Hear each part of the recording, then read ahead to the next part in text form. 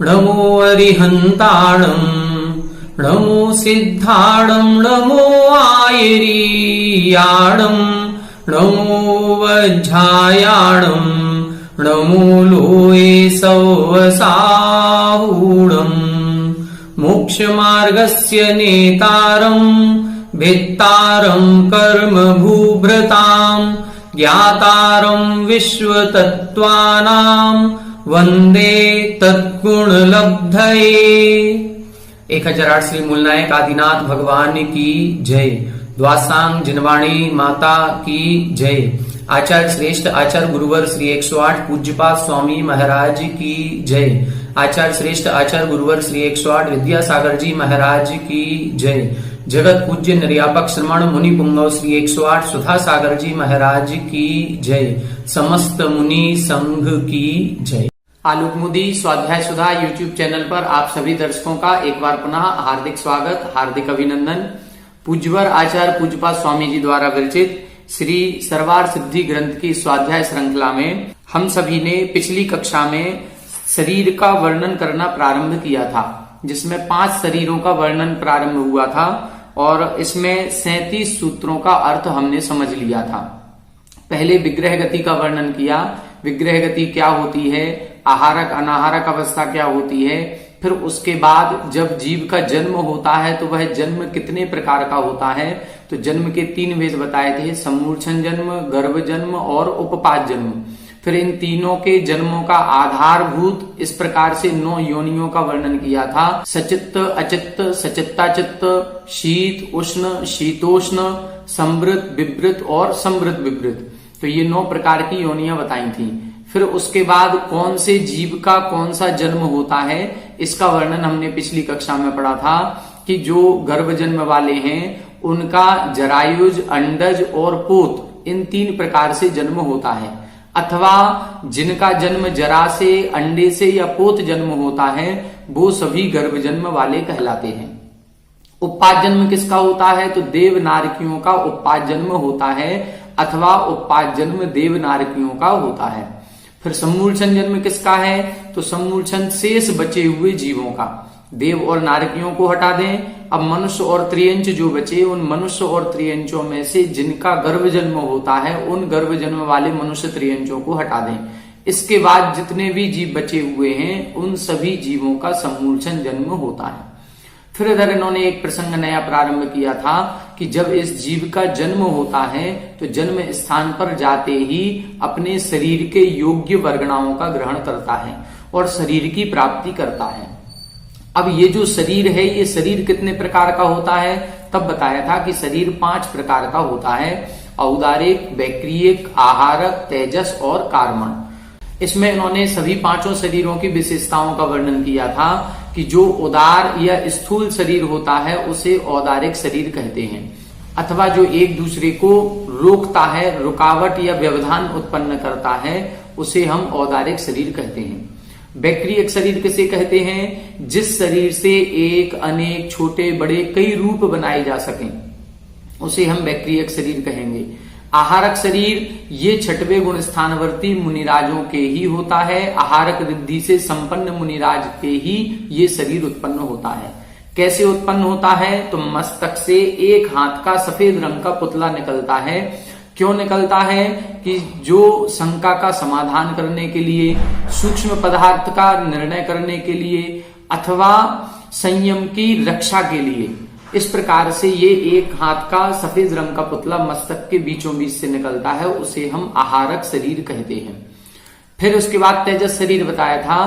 तेजस शरीर सभी संसारी जीवों के पाया जाता है और यह शरीर में एक उष्णता प्रदान करता है, गर्मी प्रदान करता है, कांति दीप्ति प्रदान करता है। हम सभी के शरीर का एक टेम्परेचर होता है, वो जो टेम्परेचर है वही टेम्परेचर हमारे शरीर का एक तेजस शरीर है, जिससे हमारे शरीर में एक गर्माहट होती है। हमारा जो भोजन आदि हम करते हैं उस भोजन आदि को पचाने में भी कार्य करता है, जिसको हम जठराग्नि भी कहते हैं। हमारे शरीर में एक कांति या दीप्ति प्रदान करता है। तो ये तेजस शरीर के कई कार्य होते हैं। 5वां शरीर होता है कार्मण शरीर। तो जो हमने ज्ञानावरण आदि कर्मों का समूह बनाया है, जो भी कर्मों का बंध किया है, उस कर्मों के समूह को हम कर्मण शरीर कहते हैं। इस प्रकार से ये 5 प्रकार का शरीर होता है। 5 प्रकार के शरीर की विशेषताएं हमने पढ़ना प्रारंभ किया था। तो सबसे पहले इन्होंने 37 नंबर सूत्र में बताया था परम परम सूक्ष्मम। परम परम सूक्ष्मम का मतलब यह जो शरीर हैं, ये शरीर आगे आगे उत्तरोत्तर सूक्ष्म सूक्ष्म होते हैं। कैसे लगाना है? औदारिक शरीर से सूक्ष्म बैक्टीरियक शरीर, बैक्टीरियक शरीर से सूक्ष्म आहारक शरीर, आहारक शरीर से सूक्ष्म तेजस शरीर और तेजस शरीर से सूक्ष्म कार्मण शरीर होता है। इसीलिए ये शरीर हमको दिखाई नहीं देते, हमारे इंद्रियों का विषय नहीं बन पाते। अब आगे और भी विशेषताएं इन शरीरों की होती हैं, उन शरीरों की विशेषताओं को आज की कक्षा में हम पढ़ने का प्रयास करेंगे। आइए देखें पेज नंबर 140, उत्थानिका 334 और सूत्र नंबर 38। यदि परम परम सूक्ष्मम प्रदेशतोपि न्यूनम परम परम हीनम इति विपरीत प्रतिपत्ति निर्वृत्त्यर्थम आह। यहां बता रहे हैं यदि परम परम सूक्ष्मम, ये शरीर आगे आगे उत्तरोत्तर सूक्ष्म सूक्ष्म होते हैं, हमारी इंद्रियों का विषय नहीं बनते हैं, तो निश्चित रूप से प्रदेशतः अपि न्यूनम, फिर इनके प्रदेश या परमाणुओं की संख्या भी इनमें न्यून होगी, कम होगी। औदारिक में जितने परमाणु होंगे बैक्टीरियक में उससे कम होंगे, बैक्टीरियक से आहारक में कम होंगे। तो यहां बता रहे हैं परम परम हीनम इति, आगे आगे के शरीरों में ये संख्या परमाणुओं की हीन हीन हीन होती जाएगी। तो इस विपरीत प्रतिपत्ति निर्वृत्त्यर्थम आह, इस विपरीत ज्ञान का निराकरण करने के लिए अगला सूत्र कह रहे हैं। क्योंकि लोगों के मन में ये प्रश्न आ सकता है कि जब आगे आगे के शरीर सूक्ष्म सूक्ष्म हैं, तो आगे के शरीरों में परमाणुओं की संख्या भी कम होती होगी।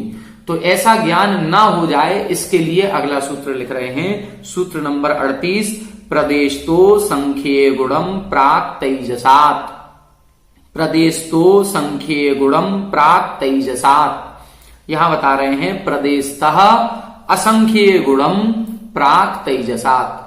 भले ही शरीर उत्तरोत्तर सूक्ष्म सूक्ष्म है, लेकिन प्रदेशतः असंख्य गुणम, प्रदेश या परमाणु की अपेक्षा से असंख्यात गुणे होते हैं। कहां तक लगाना है? प्राक तेजसात। प्राक तेजसात का मतलब होता है तेजस शरीर के पहले पहले। प्राक का मतलब होता है पूर्व या पहले। कहां के पहले? तेजसात, तेजस शरीर से पहले पहले। अब अपन सूत्र नंबर 36 देखेंगे। उस 36 में इनका क्रम बताया था, औदारिक, बैक्टीरियक, आहारक, तेजस और कार्मण। तो जो असंख्यात गुणे प्रदेश हैं वो कहां तक लगाना है? तेजस शरीर के पहले पहले तक। तो अर्थ क्या निकलेगा? औदारिक शरीर से असंख्यात गुणे प्रदेश बैक्टीरियक शरीर में, और बैक्टीरियक शरीर से असंख्यात गुणे आहारक शरीर में, फिर आहारक शरीर से असंख्यात गुणे तेजस शरीर में। नहीं, तेजस नहीं लगाना है। क्यों नहीं लगाना है? क्योंकि सूत्र में लिखा तेजस शरीर से पहले पहले, मतलब आहारक शरीर तक ही ये प्रसंग लगाना है। तो औदारिक से असंख्यात गुणे बैक्टीरियक में और बैक्टीरियक से असंख्यात गुणे आहारक शरीर में होते हैं। अब इसकी टीका देखें 335 नंबर। प्रदिश्यन्ते इति प्रदेशाः परमाणवः। यहां बता रहे हैं प्रदिश्यन्ते, जो प्रदेश शब्द है, इस प्रदेश शब्द की व्युत्पत्ति होती है प्रदिश्यन्ते। इसका अर्थ क्या निकलेगा? इसका अर्थ निकलेगा परमाणु, परमाणवः। प्रदेश शब्द से क्या लेना है? परमाणु। जिन परमाणुओं से वह शरीर बना है, रचा गया है, उन परमाणुओं की संख्या यहां पर लेनी है। संख्याम अतीतो असंख्येयः। असंख्यात किसे कहते हैं? संख्याम अतीतो, जो संख्या से पार हो गया है उसे असंख्यात कहते हैं। 3 प्रकार की संख्याएं होती हैं, एक संख्यात, एक असंख्यात और एक अनंत। जहां तक हमारी संख्या है, जहां तक हम गिन सकते हैं, उसको हम संख्यात कहते हैं। जैसे 1 लाख, 5 लाख, करोड़, 10 करोड़, अरब, 10 अरब इत्यादि। जब आगे अपन बढ़ते जाएंगे तो पूर्व भी आता है, पूर्वांग भी आता है, और कई सारी अटट, अमम आदि कई सारी संख्याएं आती हैं। फिर उन संख्याओं के बाद फिर उसको असंख्यात कहा गया। सामान्य से देखा जाए तो जब आयु कर्म का प्रसंग आता है तो एक पूर्व कोटि की आयु को संख्यात वर्ष कहा गया, और एक पूर्व कोटि की आयु से ऊपर असंख्यात वर्ष कहा गया। लेकिन संख्याएं कहां तक हैं? संख्याएं एक पूर्व के बाद भी होती हैं। अटट, अमम, हु, हा हा इत्यादि प्रकार से कई सारी संख्याओं का वर्णन आदि पुराण जी में या पद्म पुराण जी में इन ग्रंथों में प्राप्त होता है। तो यहां पर जहां तक संख्या है वहां तक संख्या। संख्या के पार जो हो जाए उसको हम असंख्यात कहते हैं। और अनंत किसे कहते हैं? ऐसी संख्याएं जिनका कोई अंत ही नहीं है। अनंत को भी नहीं गिन पाएंगे और असंख्यात को भी नहीं गिन पाएंगे, लेकिन असंख्यात का अंत है, अनंत का अंत नहीं है। तो इस प्रकार से तीन संख्याएं, कुछ संख्याएं ऐसी जिनको गिन सकते हैं, कुछ संख्याएं ऐसी हैं जिनको गिन नहीं सकते लेकिन अंत है, और कुछ संख्याएं ऐसी होती हैं जिनका अंत ही नहीं है। तो यहां पर संख्याम अतीतो असंख्येया, जो संख्या से पार हो गए हैं वो असंख्यात कहलाते हैं। असंख्येयो गुणो अस्य तत् इदम असंख्येय गुणम। असंख्यात गुणा क्यों लिखा है? असंख्येया गुणा मतलब असंख्यात गुणा करना है। जैसे अपन 2 गुना करते हैं, 4 गुना करते हैं, 8 गुना करते हैं, 16 गुना करते हैं, तो यहां पर अब कितना गुणा करना है? असंख्यात गुणा करना है, इसलिए उसको असंख्येय गुणम लिखा है। कुतः किस अपेक्षा से करना है? तो लिखा प्रदेशतः, प्रदेशों की अपेक्षा से गुणा करना है। ना अवगाहनता, अवगाहन की अपेक्षा से नहीं करना है। अवगाहन का मतलब शरीर की लंबाई चौड़ाई। ऐसा नहीं है कि औदारिक शरीर इतना सा होगा, फिर बैक्टीरियक शरीर इतना बड़ा होगा, फिर आहारक शरीर और बड़ा होगा, तेजस शरीर और बड़ा होगा, नहीं, अवगाहनता से नहीं लेना है। शरीर की ऊंचाई लंबाई से मतलब नहीं है, परमाणुओं से मतलब है। जिन परमाणुओं से वह शरीर बना है वो परमाणुओं की संख्या कितनी है, ये अपन को लगाना है। क्या अर्थ निकलेगा देखें। परम परम इति अनुवृत्तेः आकर्मणात् प्रसंगे तन्निवृत्त्यर्थम आह प्राक तेजसात् इति। और विशेषता बता रहे हैं। परम परम इति अनुवृत्तेः, पूर्व सूत्र से परम परम की अनुवृत्ति आ रही है कि उत्तरोत्तर ऐसा लगाना है। तो यदि हम इस प्रकार से उत्तरोत्तर लगाएंगे, असंख्यात गुणे हैं, तो फिर औदारिक से बैक्टीरियक, बैक्टीरियक से आहारक, आहारक से तेजस, तेजस से कार्बन, सभी में लग जाएगा। तब उसकी निवृत्ति करने के लिए कार्बनात् प्रसंगे, कार्बन शरीर तक वहां प्रसंग पहुंच जाएगा। तो तन निवृत्त्यर्थम, उसकी निवृत्ति करने के लिए आह प्राक तेजसात् इति, इसलिए सूत्र में प्राक तेजसात् शब्द लिखा है कि तेजस शरीर से पहले पहले तक ही लगाना है, इसके आगे नहीं लगाना है। क्या अर्थ निकलेगा। औदारिकात असंख्य गुण प्रदेशम बैक्टीरियकम, औदारिक शरीर से असंख्यात गुणे प्रदेश बैक्टीरियक शरीर में होते हैं। बैक्टीरियकात असंख्य गुण प्रदेशम आहारकम इति, बैक्टीरियक शरीर से असंख्यात गुणे प्रदेश आहारकम, आहारक शरीर में होते हैं। बस यहां तक लगाना है, आहारक से आगे नहीं लगाना। को गुणकार, यहां गुणकार क्या है, कितना गुणा करना है, तब लिख रहे हैं पल्योपम असंख्ये भाग, पल्योपम का असंख्यात्मा भाग। क्योंकि असंख्यात गुणा कह दिया तो असंख्यात भी कई प्रकार का होता है। जैसे हम कहें लखपति, तो 1 लाख वाला भी लखपति है और 99 लाख वाला भी लखपति है। तो हम कहें लाख का गुणा करो, तो कितने का गुणा करें? 2 लाख का करें, 5 लाख का करें, 10 लाख का करें, 15 लाख का करें, कितने का करें? तो गुणकार क्या है? असंख्यात गुणा। लेकिन वो असंख्यात कौन सा लेना है? तो पल्योपम का असंख्यात्मा भाग लेना है। एक पल्योपम में जितने समय होंगे, तो कितने समय होते? असंख्यात समय। अब उन असंख्यात समय में भी असंख्यात का भाग लगाओ, तो जितना निकलेगा उसको बोलेंगे पल्योपम का असंख्यात्मा भाग। इतना गुणा अपन को इसमें करना है। यदि ऐसा है तो परम परम महापरिमाणम प्राप्नोति। अब प्रश्न हुआ कि यदि हम ऐसे असंख्यात गुणे परिमाण करेंगे तो फिर तो महापरिमाणम प्राप्नोति, फिर तो औदारिक से बैक्टीरियक में असंख्यात गुणे है तो बैक्टीरियक शरीर बहुत बड़ा हो जाएगा, फिर बैक्टीरियक से आहारक शरीर और बड़ा हो जाएगा, फिर तो महापरिमाणम प्राप्नोति, महापरिमाण प्राप्त होगा। तब लिखा ना एवं, ऐसा नहीं है। बंध विशेषात परिमाण भेद अभाव, बंध विशेष से परिमाण विशेष अभाव, बंध उनका ऐसा है कि उससे महापरिमाण प्राप्त नहीं होगा, वो छोटे में भी बंध हो जाता है और समाहित हो जाते हैं। जैसे उदाहरण दिया, तूल निचय अयः पिंडवत। तूल निचय, तूल बोलते हैं अर्क तूल यानी रुई, और अयः यानी लोहा। यदि हम कहीं मार्केट में जाएं और कहें 5 किलो रुई दे दो, तो 5 किलो रुई एक बोरे भर में हो जाएगी, इतना महापरिमाण होगा। और 5 किलो का लोहे का बाट देखें अपन, तो वो इतने से में आ गया। दोनों का वजन बराबर है, ये भी 5 किलो है, ये भी 5 किलो है, लेकिन जब तराजू में तोलेंगे तो एक तरफ 5 किलो इतना सा रखा हो, बाट रखा है, और दूसरी तरफ एक बोरे में रुई रखते जा रहे हैं, तो इतना महापरिमाण हो गया।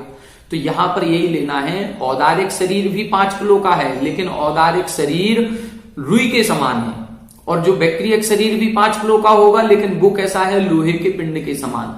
परमाणुओं की संख्या ज्यादा है, लेकिन ज्यादा होने के बाद भी वो बंध विशेष की अपेक्षा से परिमाण बड़ा नहीं होगा, छोटे में समाहित हो जाते हैं, ऐसा अर्थ लगाना चाहिए। अब आगे देखें, और भी विशेषताएं बता रहे हैं। उत्थानिका 336, अथ उत्तरयो किम संप्रदेशत्वम उत अस्ति कश्चित विशेष इति अत आह।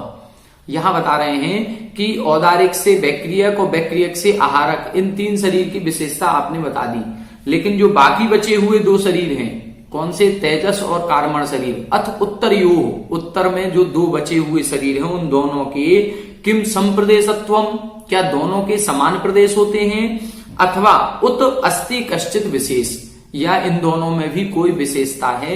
वो विशेषता बताने के लिए अगला सूत्र लिख रहे हैं, सूत्र नंबर 39, अनंत गुणे परे। अनंत गुणे परे, यहां बता रहे हैं परे, परे का मतलब बाद वाले, बाद के जो 2 शरीर बचे हैं, 2 शरीर कौन से, तेजस और कार्मण, वो कैसे हैं, अनंत गुणे। उनमें जो प्रदेशों की संख्या होगी, परमाणुओं की संख्या, वो अनंत गुणी होगी। अभी असंख्यात गुणे बताए थे, अब अनंत गुणे। तो अब सूत्र का अर्थ कैसे बनेगा, औदारिक शरीर से असंख्यात गुणे परमाणु बैक्टीरियक शरीर में, बैक्टीरियक से असंख्यात गुणे परमाणु आहारक शरीर में, आहारक से अनंत गुणे परमाणु तेजस शरीर में, और तेजस से अनंत गुणे परमाणु कार्मण शरीर में होते हैं।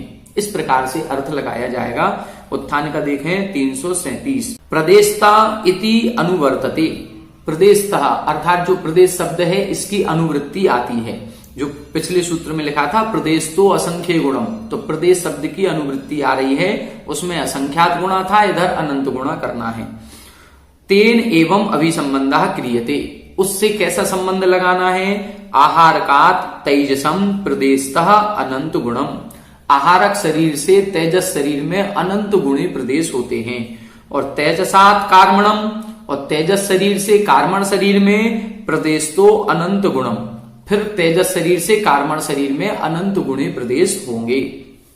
को गुणकार रहा, अब यहां पर गुणकार क्या है, जैसे उधर बताया था असंख्यात गुणा, तो असंख्यात कौन सा लेना है, तब उधर बताया था पल्युपम का असंख्यात्मा भाग अपन को लगाना है, उसका गुणा करना है।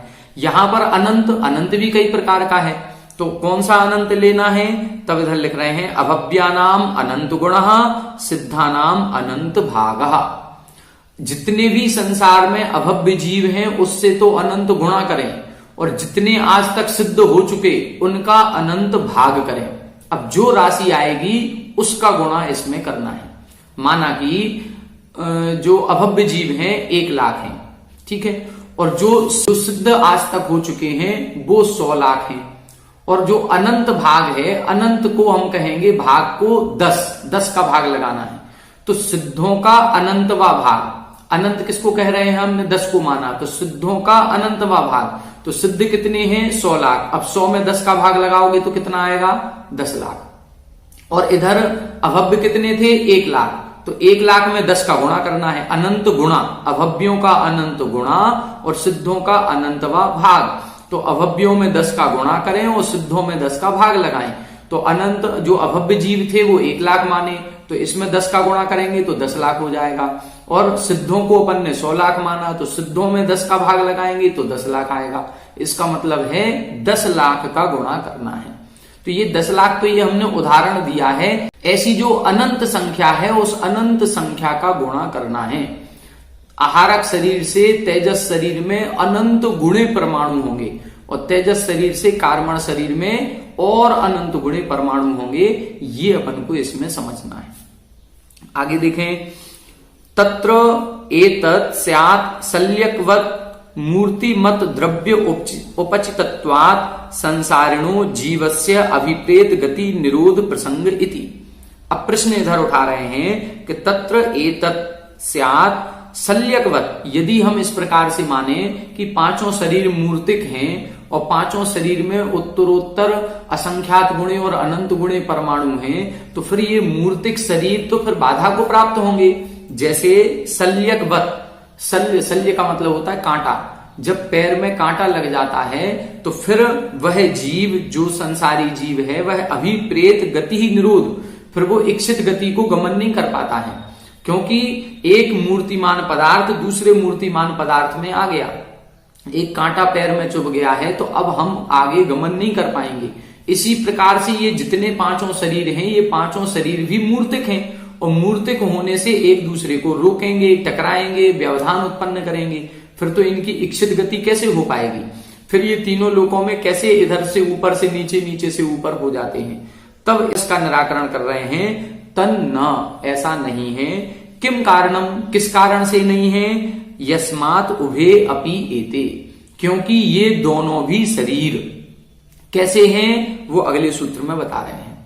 यहां ये बता रहे हैं कि जो तेजस और कार्मण शरीर हैं, ये दोनों शरीर तीनों लोकों में कहीं भी विचरण कर सकते हैं, किसी भी मूर्तिमान पदार्थ से इनको बाधा की प्राप्ति नहीं होती। क्यों नहीं होती वो इस सूत्र में बता रहे हैं। सूत्र नंबर 40 देखें, अप्रतिघाते। अप्रतिघाते यहां बता रहे हैं अप्रतिघाते। प्रतिघात का मतलब होता है बाधा, जैसे ये इधर टकरा गया, ये बाधा हो गई इसको, तो ये बाधा है। और ये दोनों शरीर अप्रतिघाते, बाधा से रहित होते हैं। कौन से दोनों शरीर, तेजस और कार्मण शरीर। अब जो प्रसंग चल रहा है वो तेजस कार्मण शरीर का चल रहा है, क्योंकि सूत्र नंबर 38 में प्राक तेजसा, जो तेजस शरीर के पहले पहले के शरीर थे उनकी विशेषता तो पहले ही बता दी। अब तेजस और कार्मण शरीर की विशेषता बता रहे हैं कि इन दोनों में अनंत गुणे प्रदेश होते हैं और ये दोनों शरीर अप्रतिघाते, प्रतिघात यानी बाधा से रहित होते हैं। उत्थानिका देखें 339 नंबर की। मूर्तिमतो मूर्त्यंतरेण व्याघातः प्रतिघातः। मूर्तिमतः यानी मूर्तिमान जो पदार्थ है, जो मूर्तिक है, उसका मूर्ति अंतरेण दूसरे मूर्तिक पदार्थ से व्याघातः जो व्यवधान होता है उसको हम प्रतिघात कहते हैं। प्रतिघात शब्द का अर्थ बताया कि एक मूर्तिमान पदार्थ दूसरे मूर्तिमान पदार्थ से जो बाधा उत्पन्न होती है उसको हम प्रतिघात कहते हैं। सा नास्ति अनयोः इति अप्रतिघाते, और वह प्रतिघात इन दोनों में नहीं होता है, इसलिए अप्रतिघाते यह शब्द लिखा है। किन दोनों में नहीं होता है, तेजस और कार्मण शरीर में। सूक्ष्म परिणामात अयः पिंडे तेजो अनुप्रवेशवत तेजस कार्मणयोः नास्ति वज्रपटलादिषु व्याघातः। क्या मतलब, इधर उदाहरण दे रहे हैं कि तेजस और कार्मण शरीर इतने सूक्ष्म हैं, इतने सूक्ष्म हैं कि ये उदाहरण से बता रहे हैं अग्नि के समान। जैसे अग्नि है, अग्नि भी मूर्तिमान है, और लोहा है, लोहा भी मूर्तिमान है, दोनों मूर्तिक हैं। लोहे में यदि लोहे का ये गोला है उसमें हम सुई चुभोएं तो नहीं चुभो सकते। क्यों नहीं चुभो सकते, क्योंकि सुई भी मूर्तिक है और ये लोहा भी मूर्तिक है। लेकिन उसी लोहे को यदि हम अग्नि के ऊपर रख दें तो उसी लोहे के पिंड में अग्नि प्रवेश कर जाती है। अग्नि प्रवेश कैसे कर गई, वो लोहा गर्म हो जाएगा और पूरा सुर्ख लाल हो जाएगा, तो उसके अंदर अग्नि प्रवेश कर गई। जबकि अग्नि मूर्तिक थी, अग्नि भी मूर्तिक है, लोहा भी मूर्तिक है, लेकिन फिर भी अग्नि उस लोहे में प्रवेश कर गई मूर्तिक होने के बाद भी। क्यों कर गई, क्योंकि अग्नि सूक्ष्म है। इसी प्रकार से तेजस और कार्मण शरीर इतने सूक्ष्म हैं कि उसको वज्र पटलादिषु, अर्थात वज्र का पटल भी हो तो उस वज्र पटल आदि से भी नास्ति व्याघाता, उसको कोई व्याघात नहीं होता है। देखें, सूक्ष्म परिणामात, सूक्ष्म परिणाम होने से अयः पिंडे, लोहे के पिंड में तेजः अनुप्रवेशवत, जैसे तेज यानी अग्नि प्रवेश कर जाती है, वैसे तेजस कार्मणयोः, वैसे तेजस और कार्मण शरीर का नास्ति वज्रपटलादिषु व्याघातः, वज्रपटल आदि से कोई व्याघात नहीं होता। आपने देखा होगा जब कोई जीव मरण को प्राप्त होता है तो हमारा औदारिक शरीर तो यहीं रह जाएगा, क्योंकि ये स्थूल शरीर है और आत्मा निकल जाती है, और जब आत्मा निकलती है तो उस आत्मा के साथ तेजस और कार्मण शरीर, ये दो शरीर भी रहते हैं। जब दो शरीर ये भी रहते हैं तो हम किसी भी कमरे के अंदर क्यों ना हो, वो कमरे की आरसीसी की जो छत ढली हुई है उस छत से भी पार हो जाएगा। कई वैज्ञानिकों ने कोशिश की कि एक किसी मरणासन्न व्यक्ति को कांच की पेटी के अंदर बंद कर दिया जिसमें हवा भी प्रवेश ना कर पाए, लेकिन जब वह व्यक्ति मरा तो उसका औदारिक शरीर रह गया और लेकिन उसकी आत्मा और तेजस और कार्मण शरीर, ये दोनों शरीर उस कांच की पेटी से भी बाहर निकल गए। लोहे की पेटी में भी बंद कर देंगे तो भी निकल जाएंगे, इनको बाधा की प्राप्ति नहीं होती है। तीनों लोकों में कहीं भी विचरण कर सकते हैं। ननुच, अब यहां पर प्रश्न हो रहा है, बैक्टीरियक आहारक यो अपि नास्ति प्रतिघातः, कि बैक्टीरियक और आहारक शरीर जो होते हैं उनको भी प्रतिघात नहीं होता है। यदि हम कमरे के अंदर बैठे हैं और कोई देव ऊपर से आना चाहे तो उसके लिए कोई दरवाजा खोलने की जरूरत नहीं है, वो बिना दरवाजा खोले ही सीधे दीवार के अंदर से प्रवेश करके आ सकता है।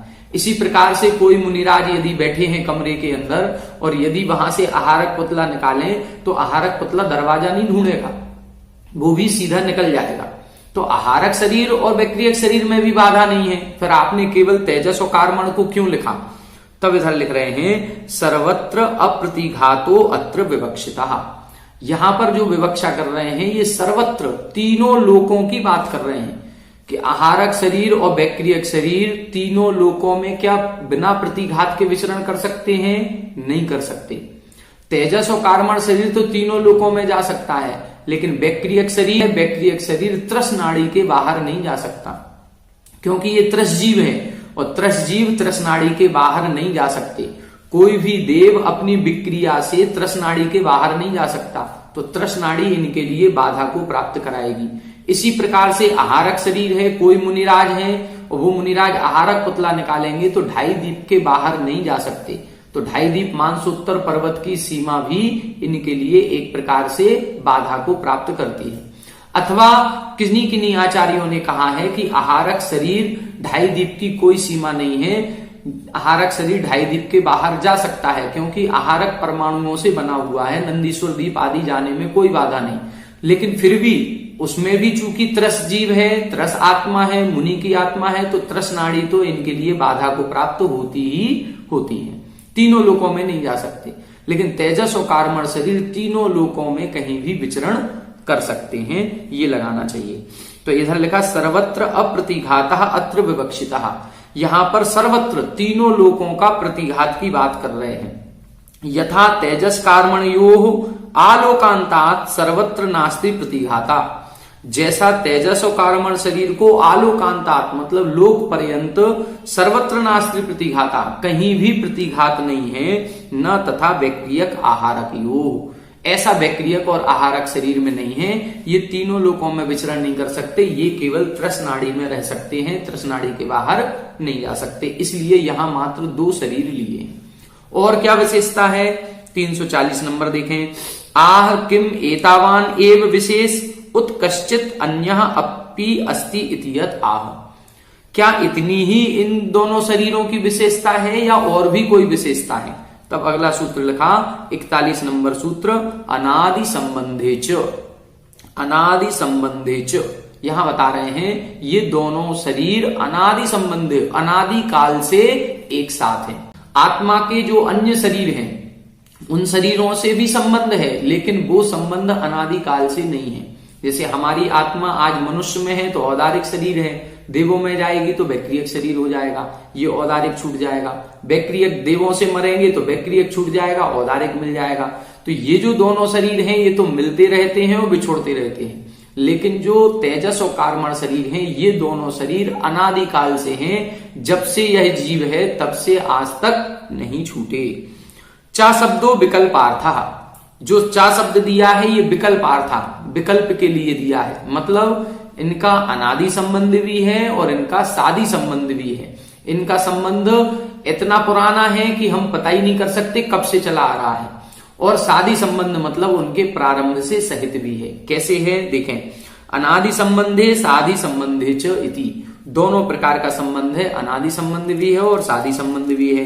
कार्य कारण भाव संतत्या अनादि संबंधे विशेष अपेक्षया सादि संबंधे च बीज वृक्षवत। यदि अनादिकाल की संतति देखेंगे तो अनादिकाल की संतति से तो ये इनका अनादि संबंध है। कार्य कारण भाव, जो कारण कार्य भाव है उस कारण से तो यह शरीर अनादिकाल से हमारी आत्मा के साथ लगा हुआ है। लेकिन विशेष अपेक्षया सादि संबंध है, लेकिन विशेष की अपेक्षा लगाएंगे तो सादि संबंध है। जैसे कार्मण शरीर, कार्मण शरीर किसे कहते हैं? 8 ज्ञान वर्ण आदि कर्मों के समूह को कार्मण शरीर कहते हैं। और कोई भी कर्म, सबसे अधिक स्थिति मोहिनी कर्म की होती है 70 कोड़ा कोड़ी सागर की। तो इस 70 कोड़ा कोड़ी सागर वर्ष से ज्यादा पुराना कोई भी कर्म हमारी आत्मा में नहीं है। तो ये कार्मण शरीर कितना पुराना है? मैक्सिमम 70 कोड़ा कोड़ी सागर का। तो यदि हम इस अपेक्षा से बात करेंगे तो इसका प्रारंभ है कि ये कार्मण शरीर 70 कोड़ा कोड़ी सागर से पुराना नहीं है, लेकिन ये अनादिकाल से बना हुआ है। क्यों बना हुआ है? क्योंकि ये कर्म 70 कोड़ा कोड़ी का है, उसके पहले कोई दूसरा कर्म था, उसके पहले कोई दूसरा कर्म था। इस प्रकार से लगाना चाहिए। जैसे मान लो छत पर कोई टंकी रखी है, वो टंकी जब से रखी है तब से आज तक खाली नहीं हुई, उसमें पानी हमेशा ही बना रहा, हमेशा भरी रही। लेकिन क्या वही पानी है जो अनादिकाल से भरा हुआ है? नहीं, रोजाना नीचे नल से हम पानी का यूज भी कर रहे हैं और रोजाना अपने जेट पंप से उसमें डाल भी रहे हैं। तो कोई भी पानी अनादिकाल पुराना नहीं है, लेकिन टंकी आज तक खाली भी नहीं हुई। इस प्रकार से यहां पर लगाना चाहिए बीज वृक्षवत। जैसे बीज और वृक्ष, कोई भी बीज अनादिकाल का नहीं है। वृक्ष से बीज बनता है, बीज से वृक्ष बनता है। तो ये वृक्ष कब से है? जब से बीज है। बीज कब से है? जब से वृक्ष है। तो कोई भी वृक्ष अनादिकालीन पुराना नहीं है, तो वो सादीकालीन है, सादी संबंध वाला है। लेकिन बीज वृक्ष कब से होता आया? संतति देखेंगे तो अनादिकाल से ये परंपरा चली आ रही है। इस प्रकार से लग यथा औदारिक व्यक्रियक आहारकाणी जीवस्य कदाचित कानी न तथा तेजस कर्मणि। जैसे औदारिक व्यक्रियक और आहारक शरीर जीव के कदाचित कानी, कभी कभी होते हैं, न तथा तेजस कर्मणि। इस प्रकार से तेजस और कर्मण शरीर कभी कभी नहीं होते, ये तो अनादिकाल से इस आत्मा के साथ लगे हुए हैं। नित्य संबंधिनी ही ते आ संसार क्षयात। ये दोनों शरीर नित्य संबंधी हैं। कब तक रहेंगे? असंसार क्षयात। जब तक संसार क्षय नहीं होगा, जब तक मोक्ष नहीं होगा, तब तक ये शरीर अनादिकाल से हैं, और जब तक मोक्ष नहीं होगा तब तक बने रहेंगे। आगे और 2 लाइन देख लें। 342 ते एते तेजस कर्मणे किम कस्यचित एव भवत उत अविशेषेण इतियत आह। यहां बता रहे हैं ये तेजस और कर्मण शरीर किसी किसी जीव के होते हैं या इनमें कोई और विशेषता भी है। तब अगला सूत्र लिखा 42 नंबर का, सर्वस्य। सर्वस्य यहां बता रहे हैं, सर्वस्य यानी सभी संसारी जीवों के होते हैं। ऐसा नहीं है कि देवों के ही होंगे या नारकियों के ही होंगे या मनुष्य त्रियंश के होंगे या किसी जीव विशेष के होंगे, ऐसा नहीं। सर्वस्य, सर्व का मतलब होता है सभी संसारी जीवों के ये शरीर पाए ही जाते हैं। जैसे व्यक्रियक शरीर है, ये केवल देव और नारकियों के होता है। औदारिक शरीर मनुष्य त्रियंशों के होता है। लेकिन तेजस कर्मण शरीर ये तो सभी संसारी जीवों के होंगे, चाहे वो देवनारकी हो या चाहे मनुष्य त्रियंश हो। 343 सर्व शब्दों निरवशेष वाची। सर्व शब्द किसका वाची है? निरवशेष, कुछ भी शेष नहीं रहे, अर्थात संपूर्ण का वाची है।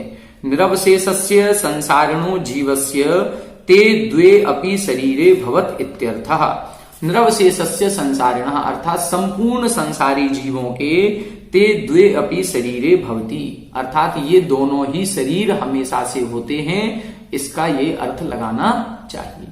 तो इस प्रकार से आज की कक्षा में हमने इन तेजस और कर्मण शरीर की विशेषताओं को समझा कि ये जितने 5 शरीर हैं उसमें औदारिक से व्यक्रियक में असंख्यात गुणे प्रदेश, व्यक्रियक से आहारक में असंख्यात गुणे प्रदेश, आहारक से फिर अनंत गुणे प्रदेश तेजस में, और तेजस से अनंत गुणे प्रदेश कर्मण शरीर में होते हैं। ये तेजस और कर्मण शरीर अप्रतिघाते बाधा से रहित हैं। तीनों लोकों में आवागमन करने में इनको कोई बाधा नहीं होती। अनादि संबंधित इन दोनों शरीरों का संबंध संसारी जीव के साथ अनादि काल से लगा हुआ है, और च शब्द से सादी संबंध भी लगाना है। और कैसा है? सर्वस्य, सभी संसारी जीवों के पाए जाते हैं। इस प्रकार से आज की कक्षा में अपन ने कुछ सूत्रों का अर्थ समझा। अब अगली कक्षा में अपन देखेंगे कि एक साथ कितने शरीर हो सकते हैं और कौन से जीव के कौन सा शरीर प्राप्त होता है, ये विशेषताएं अपन अगली कक्षा में पढ़ेंगे। आप सभी हमारे साथ बने रहें। सभी को जय जय।